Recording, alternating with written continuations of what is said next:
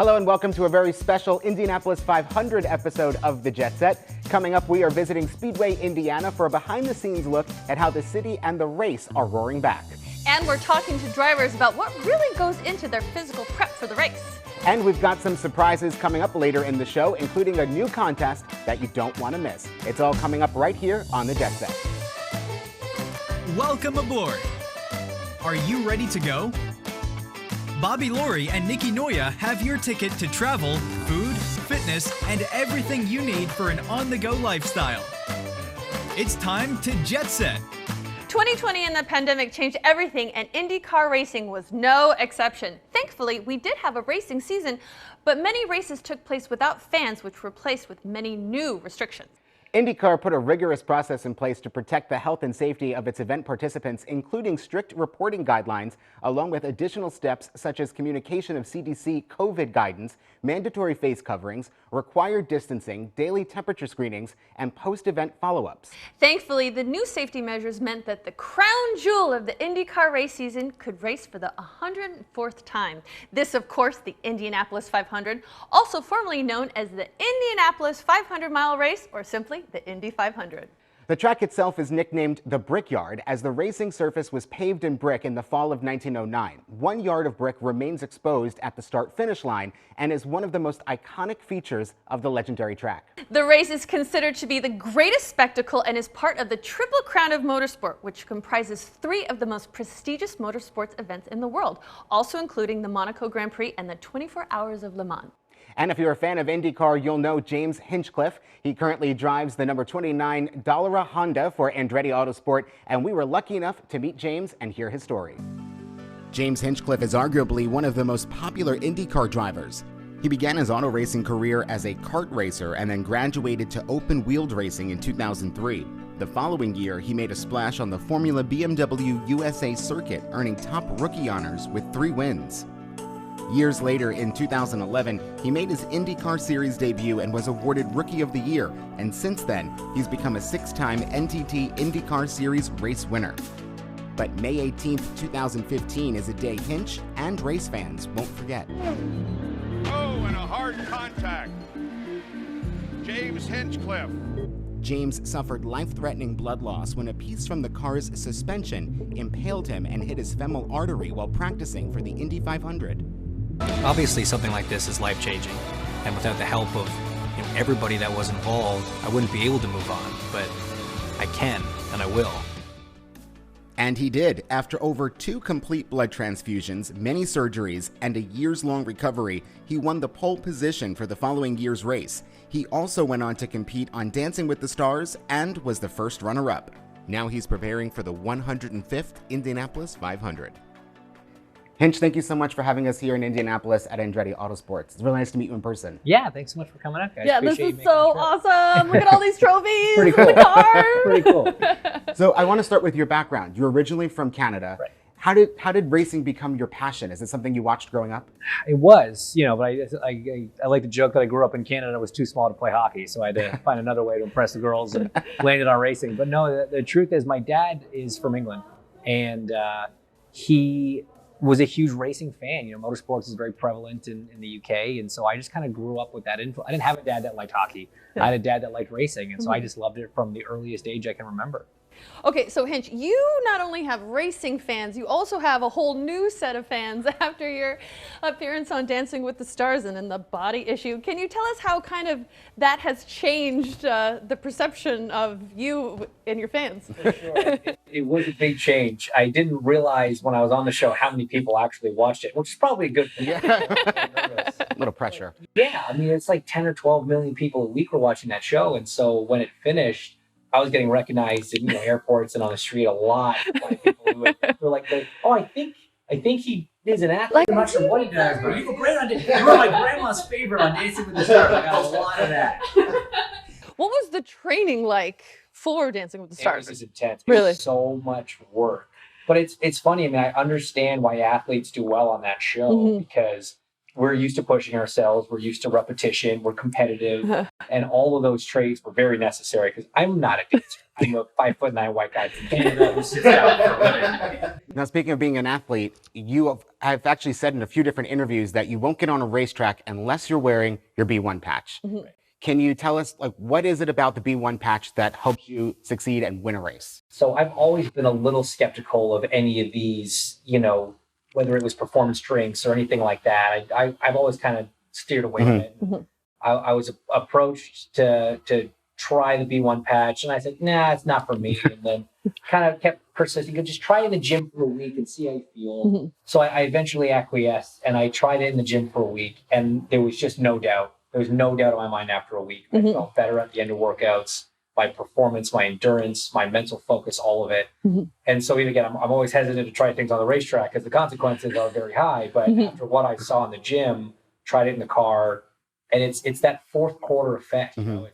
You are going to fatigue a little bit as you go through a game or a race, and as your body fatigues, your mind starts to fatigue, and we can't afford any lapse in mental judgment when you're going 200 miles an hour. And so all of a sudden, I had this trick up my sleeve, Mm-hmm. that really did just keep you in the game for those last 50 laps of a race when it really matters. And now, I'm going to say that's your trick up your sleeve right now for this interview. I don't go to the gym without it. I don't get in a race car without it. You just know you put your patch on and you're ready for a full day. And I think that some of your also fellow drivers, like I believe Tony Katan wears one too, and Ryan Hunter-Ray wears them also. You know that a lot of the drivers out here, lots of athletes love to wear them. For sure. And I mean, we've seen it across all the sports, but I mean, if there's going to be one guy that's sort of your soundboard for this, it is TK, because Tony does Ironman triathlon. Yeah. I mean, he rides 35,000 miles a year on his bike, something insane. He is like the fitness freak of IndyCar. And I started talking to him about these things, and he was like, well, I mean, he's tried all of these things in the past. He's like, let me give it a whirl. And as soon as he bought in, I was like, all right, I'm on a good I'm doing something right.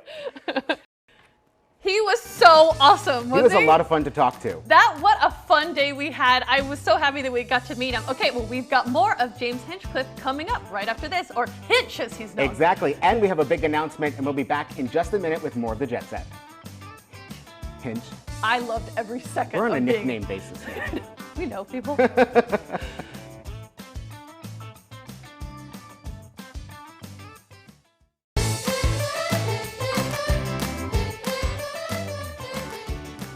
Hello and welcome back to a very racy week here on the Jet Set. And of course, we're talking about the Indy 500.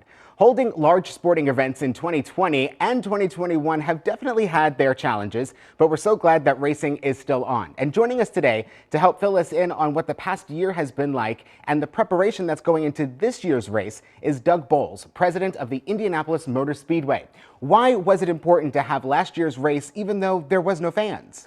Well, 2020 was a challenging year for all of us, obviously, not just in the racing industry, but around the world as we dealt with the pandemic.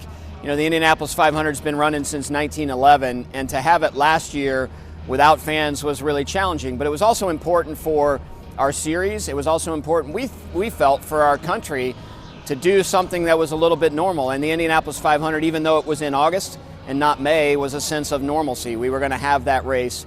It also helped us propel those teams, make sure we took care of teams and sponsors who the Indy 500 is really important for, have an opportunity actually to run it, so that as we moved into 2021, we were ready for a good 2021 season. Are there any protocols that were put in place that you think will remain for the future? So 2021 has certainly been a challenge, and I think the biggest challenge for us has been the unknown until we really got the protocols in place to allow us to have those 135,000 fans that we would have here on race day. And unfortunately, we didn't know those until the end of April. So we only had 4 or 5 weeks to put together what normally takes us 4 or 5 months. So that's the biggest challenge. I don't know that any of the protocols will remain beyond this year. I hope they don't. We've got masks that are required even in an outdoor event for this year's Indianapolis 500 because our local community wants masks to be worn as we're trying to navigate through some challenges here in Indianapolis. But I hope by the time we get to August in our next IndyCar race here that we get back to a much more normal lifestyle. Why does the Indy 500 transcend its own sport? You know, the Indianapolis 500 is really like the Kentucky Derby. You're not necessarily a horse racing fan, but you know the Kentucky Derby and you watch the Kentucky Derby. Same thing. People aren't necessarily race fans, but they know the Indy 500's on Memorial Day Sunday, and it's part of what you do. Whether you watch it from the green flag to the checkered flag, or it's just on in the background in your house on the television or on the radio, it is one of those American institutions that's been around for over a century that people just know and tune in, and it's part of Americana. Thanks for joining us, Doug. We all love watching the Indy 500, but what does it take to become an actual race car driver? Well, you have to start young and work hard to succeed. Jackson Lee is an 18-year-old high school senior from Avon, Indiana, who has done just that. In 2019, Jackson finished 4th in the Lucas Oil Formula Car Series Championship with 2 wins, 6 podiums, fastest lap in 3 races, and 1 pole. He led the championship through much of the first half and remained in contention until the final weekend. We had the chance to meet up with Jackson and talk a bit about how he's achieved such success at a young age.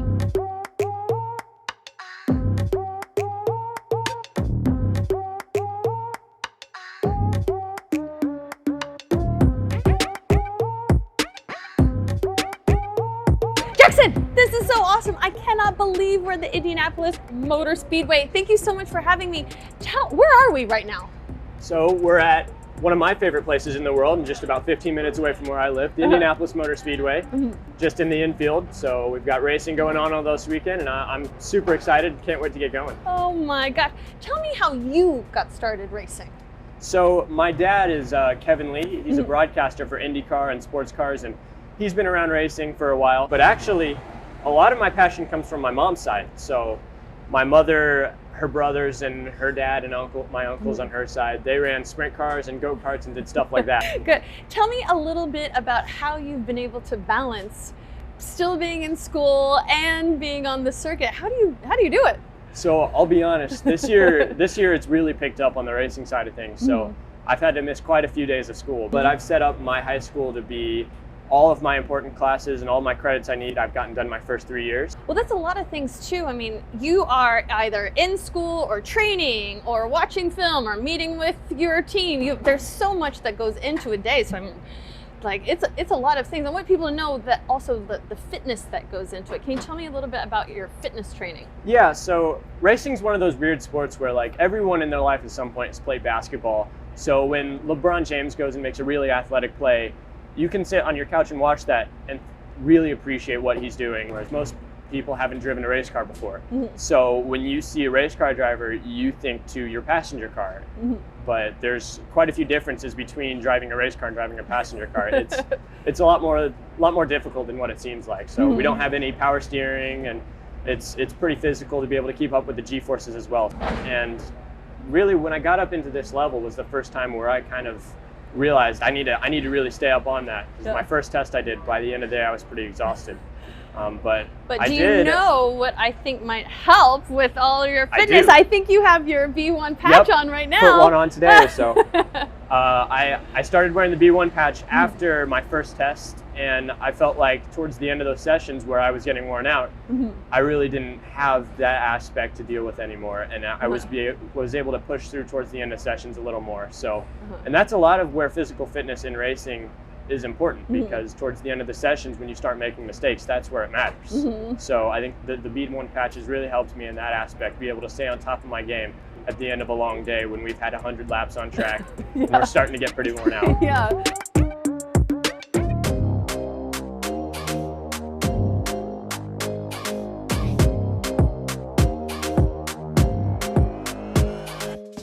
So Jackson, you grew up at this track. Isn't it totally amazing now, like you're here behind the scenes getting ready to go out on the track? What's that like? Yeah, it's been a really cool thing for me, because ever since I was, I believe, 8 years old, I've gone to every Indy 500 since 2010. So I've grown up around here. I've seen a lot of the IndyCar drivers come through and make a name for themselves. And now to see myself start to come through and drive at the place that I've watched my heroes race for so long, it's been a really cool experience, and I think this weekend's going to be so amazing. As a former athlete myself, I'm always interested in how people perform at their best. Both Jackson and IndyCar rock star James Hinchcliffe both spoke about how they use B1 patches to help boost their performance. I noticed that as well. Now, we wanted to learn more about this, so I went to go visit Dr. Julian Unger, a neurologist and pain management specialist, to find out more about the benefits of B1 patches. So, Dr. Unger, thank you so much for meeting with me today. Now, with everything you have been doing over the past year, you're also acting medical consultant for USA Natural Patches. Now, what do you do in that role? What are your responsibilities? So my basic responsibility for that company is to ensure quality assurance.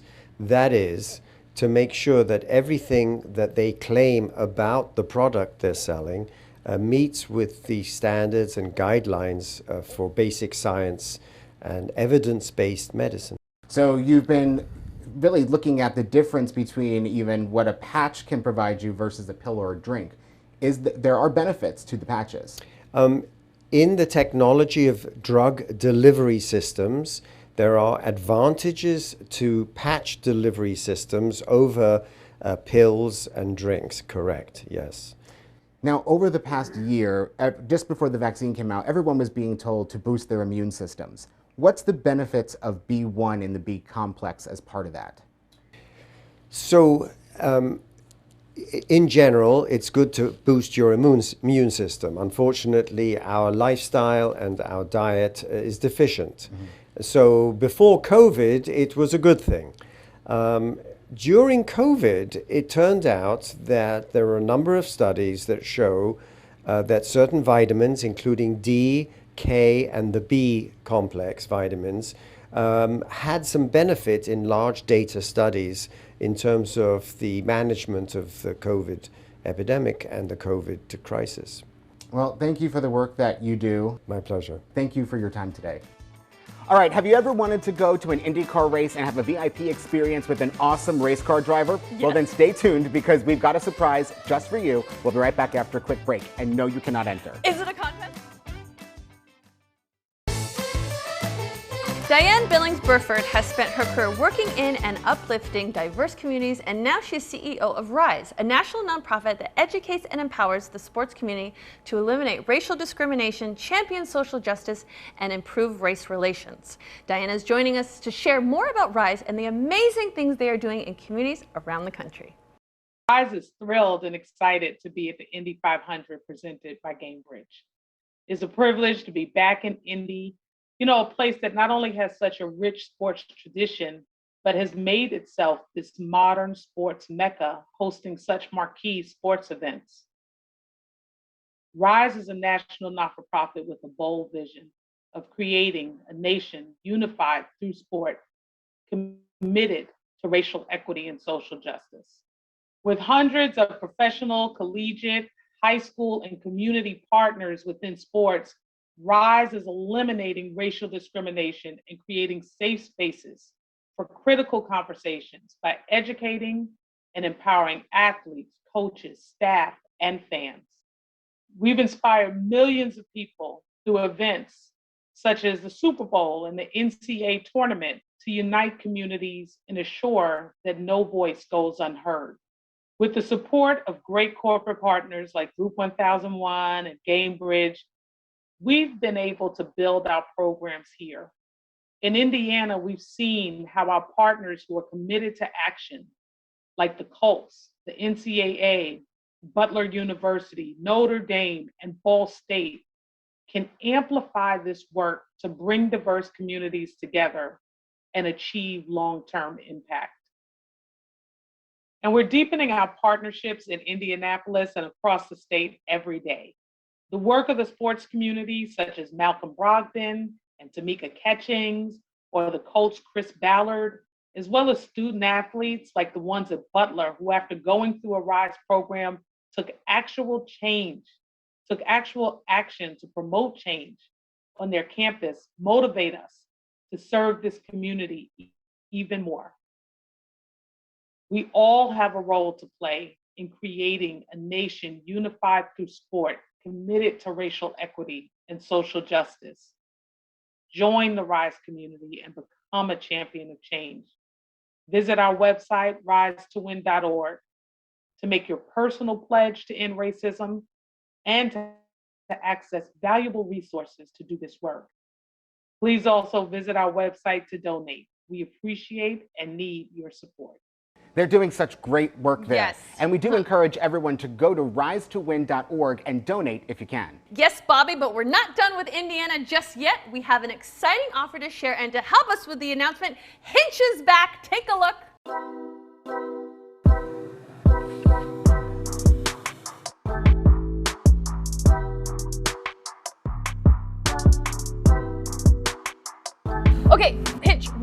are we now? Because this is like Grand Central of car racing. What is this? Yeah, a lot of action here. I guess the MTV phrase would be, "This is where the magic happens," right? Yeah. So we're now in the main workshop of the Andretti Autosport facility here. This is where all the cars kind of live in between the races, where we do all of the prep for the cars, all the reassembly. We have an entire fabrication shop back in the corner. We have paint booths if we've got to touch up the paint and change sponsors. So in between the races, this is where the cars live, where the mechanics do all their work, and where we get everything prepped for the weekends. There is a lot going on. How many people usually travel with you? So we run a 4-car team. We're on the bigger side of the teams here in IndyCar.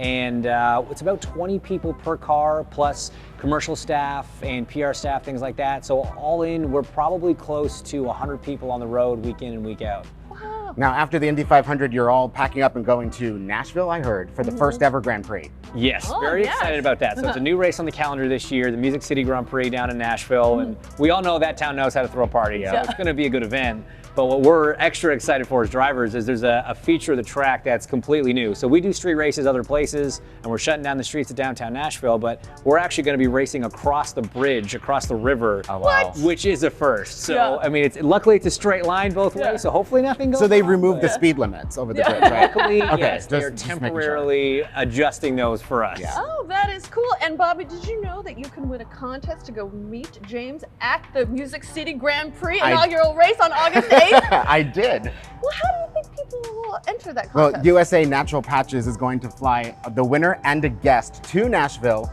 for a VIP experience with Hinch himself. I mean, after meeting you now, I want to go and meet you again in Nashville for that race. So you have to go to buyb1.com. Yep, so everyone has to go to buyb1.com, buy the B1 patch. You have to use promo code Hinch, which is Hinch. very hard to remember. Yes. It's right here. Promo code Hinch, you get 20% off, and then when you get the patches have a QR code on them. Scan the QR code, and that's how you find out if you're a winner. There you go. This sounds like fun. Can I enter? No. Oh, okay. Can I answer? It kind of sounds I mean, like a I good think trip. you need to be there.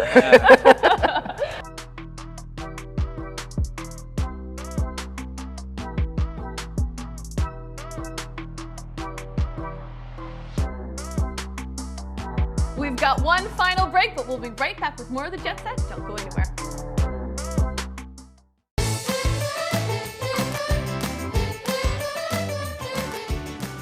Indianapolis was so much fun. We want to thank James Hinchcliffe, Jackson Lee, Doug Boles, USA Natural Patches, and all of the new friends we made there for showing us such a great time. Okay, after the show, I'm ready to go to the race. Are you? Yes! We'll try to make that happen for yourself. But for all of you, B1 is giving away a trip for two to the Music City Grand Prix. It's the first ever Grand Prix in Nashville. You get airfare, hotel, and a VIP experience provided by James Hinchcliffe himself. Well, Bobby, how do I get that? You don't get that because you cannot enter, Nikki. Now, for all of you though, you go to buyb1.com and enter the code HINCH for 20% off a pack of 5 patches. Then you're going to get a bonus Jet Set patch just like this one. You scan the QR code, it's right there, with your phone to see if you've won. You're going to tell me that I can't enter, right? Nikki, I've already told you you can't enter, but the Jet Set will be in Nashville for the race, so technically, Nikki, you've already won. Yay!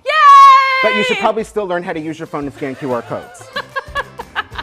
Thank you all for watching, everyone. Thank you! Thanks, everyone in Indy. We had so much fun. And we'll see you in Nashville. See you in Nashville. That Vroom, was vroom. fun. Vroom, vroom.